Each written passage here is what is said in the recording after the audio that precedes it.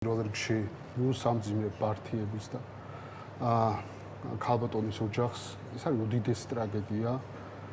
დარახველიძეების ოჯახს მიუსამძიმრე პირველ რიგში გუშინ ჩვენ რაც ვნახეთ ეს არ არის უბრალოდ ტრაგედია ეს არის მკვლელობა და ამ მკვლელობას წინ უძღოდა დანაშაულებრივი უმოქმედობა რომელიც სახეზეა თბილისის მერიის და პირადად კახა კალაძის მხრიდან თავად განაცხადეს გუშინ რომ მათ იცოდნენ რომ ეს საცხოვრებელი სახლი იყო ავარიული მათ შორის ხან მეხუთე კატეგორია გვითხრეს ხან მესამე კატეგორია გვითხრეს და რა ადგილზე ვლაპარაკობთ ეს არის აგრარული ბაზარი დეზერტირების ბაზარი სადაც საზოგადოებრივი თავშეყრის ადგილია ათასობით ადამიანი გადაადგილდება და არავინ არ გააფრთხილა მოსახლეობა არავინ არაფერი გააკეთა და ამას მოყვა ორი ადამიანის გარდაცვალება და რა თქმა უნდა ეს არის კახი კალაძის კორუფციული მმართველობის შედეგი გულგრილობის შედეგი დაუდევრობის შედეგი და ჩვენ წლები ამას უყურებთ წლები ამას ვხედავთ ტრაგედიიდან ტრაგედიამდე ცხოვრობს თბილისი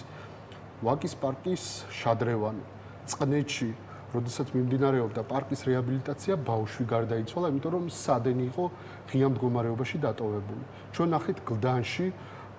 შახტაში გარდაცვლილი ბავშვი ჩვენ ნახეთ რიყის დოქებთან რა მოხდა ხო რამხელა ტრაგედია დატრიალდა და ეს არ არის უბრალოდ უყურადღებობა ეს არის სისტემური დანაშაული ეს არის სერიული